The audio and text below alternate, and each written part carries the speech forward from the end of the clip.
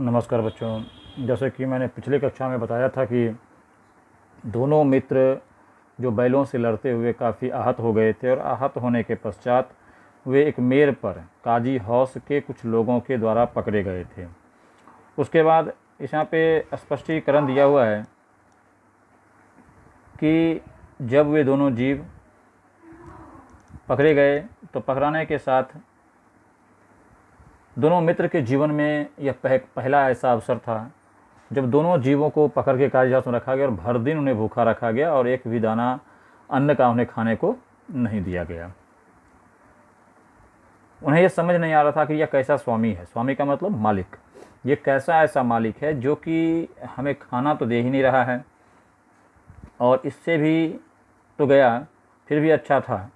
कहा इस मालिक से तो कम से कम गया तो अच्छा था, कुछ खाने को भी दे दिया करता था।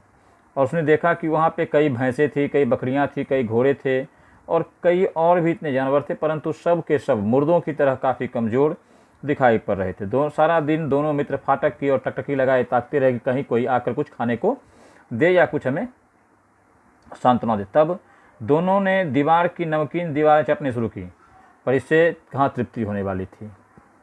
जहाँ जिस पेट में बहुत ही तीव्र ज्वार उत्पन्न हो गया हो, क्या वहाँ पे किसी भी प्रकार की कोई भी चीज़ें क्या हमें उतनी सांत्वना दे पाएगी? जी नहीं, कभी नहीं दे पाएगी वह सांत्वना जो हमें यह भोजन प्रदान करती है।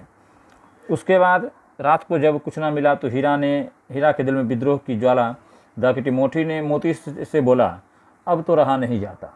मोती से हीरा ने कहा, देखो भाई, अब तो मुझसे बर्दाश्त नहीं होता भूख, और ये जो वेदना दे रहा है इस प्रकार की वेदना मुझसे सही नहीं जाने वाली है। मोती ने सिर उठा लटकाए हुए कहा, जब मुझे तो मालूम होता है प्राण निकल जाएंगे, इतना जल्दी हिम्मत मत हारो। हीरा ने कहा, देखो इतनी जल्दी हिम्मत नहीं हारना है, कोई उपाय निकालता हूँ, आओ दीवार तोड़ते हैं। बारे की दीवार कच्ची थी, हीरा मजबूत तो था ही, अपने नुकीले सिंह से मार मार कर दीवार गिरा दी और सारी दीवारों को चिपड़ा निकल गया और अंतोगत्वा वह दीवार टूट गई थी। उसी समय काजी हौस वाले चौकीदार लालटेन लेकर जानवरों की हाजिरी लेने आ गए। हीरा का उजरपन देखकर उसे कई डंडे रसीद किए, मोटी सी रस्सी से बांध दिया। हीरा को देखा कि भैया दीवार को तोड़ रहा है, हो सकता है कि दीवार तोड़ दे, तो उन्होंने उसको खूब पिटाई भी की और मोटी रस्सी से बांध भी दिया।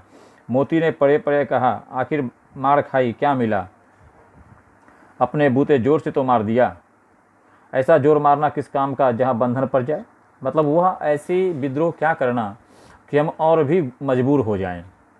जोर तो मारता ही जाऊंगा चाहे कितने ही बंधन पड़ते जाए। मतलब मैं इस परतंत्रता को तोड़कर रहूंगा जब तक मेरे अंदर प्राण है। गुलामी की ज़िंदगी को बर्दाश्त नहीं करूंगा। कुछ परवाह नहीं थी, मारना यूँ भी मरना तो है ही। सोचो दीवार खुद जाती तो कितनी जानें बच जाती। हीरा ने सोचा कि अगर दीवार में तोड़ देता हूँ तो जो बेजान से जानवर यहाँ पड़े हुए हैं वे काश जीवित होते हुए पर्यंत भाग जाते, परंतु 2-4 दिन और यही हाल रहा तो सब मर जाएंगे। हाँ, यह बात तो है, अच्छा है तो कर लो। दीवार का गिरना था कि अधमरे से पशु भी चेत उठे। जैसे ही दीवार टूटा और दीवार टूटने की आवाज़ आई, त्यों ही जितने भी अचेत पशु थे, अचेत का मतलब जो भी वहाँ बेजान भूखे प्यासे पड़े हुए पशु थे, इस सब के सब पशु में एक चेतना आ गई, चलो भाई अब तो मुझे यहाँ से निकलने का मौका मिलेगा। फिर कहते हैं कि आखिरकार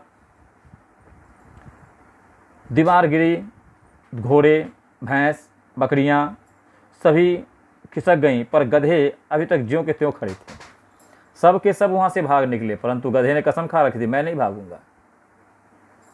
और हीरा ने पूछा, तुम क्यों नहीं भाग पाते? गधे एक ने कहा, जो कहीं फिर पकड़ ली जाए तो? गधे ने कहा, मान लो भाग गए, कोई बात नहीं है, लेकिन फिर कहीं पकड़े गए तो मार भी लगेगी और अधिक पनिशमेंट भी मिलेगा, दंड भी अधिक मिलेगा, इसलिए मुझे भागना नहीं है। तो क्या हर्ज है, अभी तो भागने का अवसर है, हमें तो डर लगता है हम यहीं पड़े रहें। गधे ने कहा, हम यहाँ से भाग नहीं सकते, हम यहीं पे पड़े हुए रहेंगे। आधी रात से ऊपर हो चुकी थी। दोनों गधे अभी तक सोच पा रहे, दोनों गधे अभी भी खड़े थे, भागे या ना भागे। शायद कहीं भेंट हो जाए। हीरा ने मोती से कहा, तुम भाग जाओ, हो सकता है इस जीवन में हमें पुनः, अगर भगवान ने चाहा तो हम पुनः मुलाकात कर लें। मोती ने आंखों में आंसू लाकर कहा, तुम मुझे इतना स्वार्थी समझते हो हीरा कि मैं तुम्हें इंसानों की तरह अकेले छोड़कर भाग जाऊं? हम पशु हैं, भले मानव नहीं हैं, परंतु मानवों से कम भी नहीं हैं। और कहता है कि मोती ने कहा, जिस अपराध के लिए तुमने गले में बंधन पड़ा उसके लिए अब मुझे अगर मार भी पड़े तो मुझे कोई फर्क नहीं पड़ता है। 9-10 प्राणियों की जान तो बच गई। जितने प्राणी यहाँ कैद थे, कम से कम मैंने उनको तो निकाल दिया यहाँ से। मेरे मन में खुशी है कि मैं ना निकल सका तो कोई बात नहीं, मेरे बंधु तो बाहर निकल सके। भोर होते ही मुंशी और चौकीदार वहाँ पहुँचे। अन्य कर्मचारी में खलबली मची। उनके लिखने की क्या ज़रूरत थी, बस इतना बाकी है, काफ़ी है कि मोती की खूब मरम्मत हुई। उन्होंने देखा कि मोती की हरकतें थी, उसको देखकर वो समझ गए कि मोती ने ही दीवार तोड़ी होगी, और उन्होंने मोती की जमकर पिटाई की। 1 सप्ताह दोनों मित्र वहीं बंधे पड़े रहे। किसी ने ना चारा दिया, ना एक घास का तिनका भी खाने को दिया। दोनों काफ़ी कमज़ोर हो रहे थे। हाँ, एक आध बार सिर्फ पानी दे दिया जाता था ताकि वो जीवित रहें। यही उनका था। दोनों इतने दुर्बल हो गए थे कि अब उनसे उठकर खड़ा भी नहीं हुआ जाता था, जिसके कारण अब एक दिन जब डुगडुगी समझते हैं, ढोलक पे जो पहले नोटिस चेतावनी हुआ करती थी, वो डुगडुगी पे दिया करते थे लोग। डुगडुगी बजी। दोपहर होते ही 50-60 आदमी जमा हो गए। दोनों मित्र निकाले गए और देखभाल होने लगी। लोग आकर उनकी सूरत देखते और मन फीका करके चले जाते। मतलब बैलों की जो दशा थी वो काफ़ी दयनीय स्थिति में थी, जिसके कारण लोगों को उसे खरीदने में कोई उतना रुचि नहीं था। सहसा एक दरियल बूढ़ा, जिसकी आंखें लाल, अत्यंत क्रोध मुद्रा में, अर्थात यूँ कहा जा सकता है कि वह एक तरह से कसाई होगा, जो पशुओं को मारकर उनके चमड़े से जूते और बेल्ट उल्ट बनाया करता है। वह उनके शरीर में कुल्हे में उंगली गूंदकर मुंशी से बात करने लगा। उसका चेहरा देखकर अंतर्ज्ञान से मेरा दोनों दिल कांप उठे। वह कौन है? उन्हें क्यों टटोल रहा है? उन्हें संदेह हुआ और मन में एक भय भी था। हीरा ने कहा, घर से नाहक भागे, अब जान ना बचेगी। हीरा को पछतावा हो रहा था कि हमने घर से बेकार भागी गया कि यहाँ कम से कम एक टाइम भोजन तो मिलता था, काम तो करते, जीवित तो थे, परंतु अब ये लगता नहीं है कि अब हमारी जान बचने वाली है। मोती ने अश्रद्धा भाव में उत्तर दिया, भगवान सबके ऊपर दया करते हैं, उन्हें हमारे ऊपर भी दया क्यों नहीं आती? मतलब हम इतने अच्छे व्यवहार करते हैं परंतु इंसान के ऊपर ईश्वर दया करते हैं, तो हम जैसे मूक पशुओं पर ईश्वर की दया क्यों नहीं होती? भगवान के लिए हमारा जीना मरना दोनों एक समान है। चलो अच्छा है, कुछ दिन उनके पास ही रहेंगे। एक बार भगवान ने उस लड़की के रूप में हमें बचाया था, अब ना बचाएंगे। उसके मन में अभी भी एक संदेह था कि जब हम गया के यहाँ थे तो भगवान उस लड़की के रूप में हमारे पास आए और हमें भोजन दिया, काफ़ी हमारी आवभगत की, हमें लोगों ने काफ़ी माना दाना। लेकिन अब ऐसा लगता नहीं है कि हमें कोई बचाने के लिए वहाँ आने वाला है। ऐसा उन लोगों के मन में एक विश्वास सा जग उठा था कि अब कोई हमें बचाने को नहीं आएगा, जिस कारण से उनका मन काफ़ी और भी क्षुब्ध हो रहा था। मैं बता दूं आपको कि इस पाठ में कई भागों पे चर्चा की गई है और इसमें स्पष्ट कहा गया है कि जब उन्होंने कहा कि अब चलो ठीक है, उस लड़की के रूप में बचाया था, अब यह आदमी छुरी चलाएगा, देख लेना। हीरा ने कहा, देखो वो तो गया था, डंडे चलाता था, ये दरियल जो है वो हमारे पर छुरी चलाएगा, हमारे चमड़ों को काटेगा और हमें भगवान के पास भेज देगा। नीलामी हुई। नीलामी में दोनों को दरियल ने खरीद लिया और जब रास्ते में दोनों चलने लगे तो चलते चलते हीरा और मोती के शरीर कांप रहे थे, क्योंकि कहावत भी है, मौत को देखकर किसकी बहन रूह नहीं कांपती, चाहे वह इंसान हो या पशु। जब अंतिम समय आता है तो इंसान या पशु दोनों में एक भावना की जागृति देखी जाती है। यह एक भावित पक्ष है जो जीवों में देखा गया है। राह में गाय और बैलों को खुला हुआ चरता देखकर इनके मन में भी एक खुशहाली हुई कि चलो कहीं हम भी आज़ाद होते। परंतु अपने गले में पड़ी हुई रस्सी और अपनी कमज़ोरी को देखकर इन्हें यह एहसास हो रहा था कि अब तो हमारा अंतिम समय आ गया है। कहते हैं कितनी सुखी जीवन था इनका, पर कितने स्वार्थी हैं सब। किसी को चिंता नहीं कि उनके 2 भाई बंधक के हाथ पड़े कैसे दुखी हैं। बैलों के मन में हो रहा था कि देखो हमारे कैसे बिरादरी के लोग हैं, अर्थात पशु हैं, जो देख रहे हैं हम रस्सी से बंधे हुए हैं, जा रहे हैं, हमें खींच कर कोई ले जा रहा है, और वो ये भी नहीं प्रयास कर रहे हैं कि हम इसे उस बंधक से छुड़ाएं। किसी को कोई चिंता नहीं है। सहसा दोनों को ऐसा मालूम हुआ कि वह परिचित रहा है। परिचित का मतलब जाना पहचाना रास्ता। जी हाँ, जाना पहचाना रास्ता, जिस रास्ते से हम एक बार गुजर चुके हों। आप कहिएगा कि भाई पशु को कैसे चला पता, तो देखिए पशुओं में सूंघने की एक प्रवृत्ति होती है, और आप लोगों ने गौर किया होगा जब पशु किसी रास्ते पे चलते हैं तो उन्हें वो रास्ते को सूंघते हैं, देखते नहीं हैं, सूंघ कर चलते हैं। और इसी रास्ते से गधा गया, उन्हें ले गया था, और उन्हें वह रास्ता याद आने लगा। प्रतिक्षण उनकी चाल तेज होने लगी और सारी दुर्बलता गायब हो गई थी। यह लो, अब अपनी ही हार आ गया।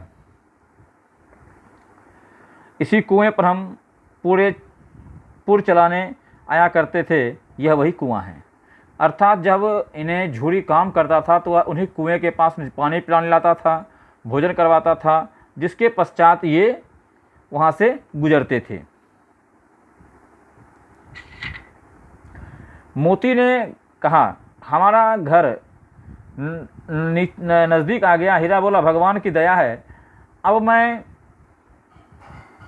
घर भागता हूँ, यह जाने देगा, इसे तो मार गिराता हूँ। नहीं नहीं, दौड़कर थान पर चलो, वहाँ से हम आगे ना जाएंगे, हमारा थान है। दोनों दौड़कर थान पर गए और खड़े हो गए। दरियल भी पीछे पीछे दौड़ा आ चला। धूरी द्वार पर धूप खड़ा था, बैलों को देखते ही दौड़ा, उन्हें बाड़ी बाड़ी से गले लगाने लगा। मित्रों की आंखों में आंसू आ गए। दोनों मित्रों को बैलों को जब घोड़ी ने देखा तो उसके खुशी का ठिकाना ना रहा, और दोनों बैलों की आंखों में आंसू आ गए कि हमारे मालिक हमें काफ़ी प्रेम और स्नेह पूर्वक हमारे साथ व्यवहार कर रहे हैं। तुम्हारे बैल कैसे हैं? मैं मवेशी खाने से जब बैलों वो दरियल वहाँ पहुँचा, उसने झूरी को कहा देखो ये हमारे बैल हैं, मुझे मेरे बैल दे दो। तो झूरी ने कहा ये बैल तो हमारे हैं। तो उसने कहा तुम्हारे बैल कैसे हो गए? इसे मैंने मवेशी खाने से खरीदा है। दरियल झल्लाकर बैलों को ज़बरदस्ती पकड़ ले जाने लगा। उसी वक्त मोती ने सींग चलाया, दरियल पीछे हटा, मोती ने पीछा किया, दरियल भागा। इट मीन्स यूँ कहा जा सकता है कि मोती ने काफ़ी हद तक उस दरियल को परेशान किया, और वह दरियल उस गाँव को छोड़कर वहाँ से भाग खड़ा हुआ। जब दरियल हार कर चला गया तो मोती अकड़ता हुआ लौटा। हीरा ने कहा मैं डर रहा था कि कहीं तुम उसे गुस्से में आकर मार ना बैठो। हीरा को एक बात का डर था कि मोती अभी काफ़ी गुस्से में लौटा है, और हो सकता है कहीं वह उस दरियल को की जान ना लपेटे। अगर वह मुझे मारता तो मैं मारे नहीं छोड़ता। मोती ने कहा कि अगर वह मेरे ऊपर प्रहार करता तो मैं इसे मारे पीटे बिना छोड़ता नहीं। आएगा तो दूर से खबर लूँगा, और मुझे उम्मीद है कि अब वह नहीं आएगा। जो गोली मरवा दे, चाहे कितना भी करवा दे, मुझे मेरी जान ले ले, परंतु मैं अब उसके साथ नहीं जाऊंगा। मर जाऊंगा पर उसके काम कभी नहीं आऊँगा। हमारी जान को कोई जान नहीं समझता, इसलिए कि हम इतने सीधे हैं। मैंने पहले ही कहा देखिए सीधा होना गलत नहीं है, परंतु हद से अधिक सीधा होना भी गलत है। अगर जुल्म करना पाप है तो जुल्म सहना उससे बड़ा पाप है। जरा देर में नादों में खली भूसा चोकर और दाना भर गया, और दोनों मित्र खाने लगे। झूरी खड़ा दोनों को सहला रहा था। बीच में लड़के तमाशा देख रहे थे। सारा गांव उछा हुआ मालूम होता था। तभी उसी से मालकिन वहाँ आकर दोनों को गवाथे से चूम लिया। इट मीन्स अंत में मालिक और मालकिन दोनों ने उसे काफ़ी स्नेह दिया, और स्नेह के साथ साथ मालकिन को यह एहसास भी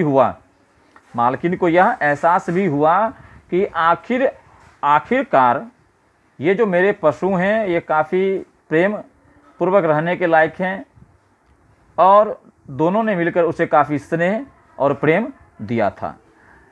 इसी के साथ आज का ये वीडियो समाप्त होता है।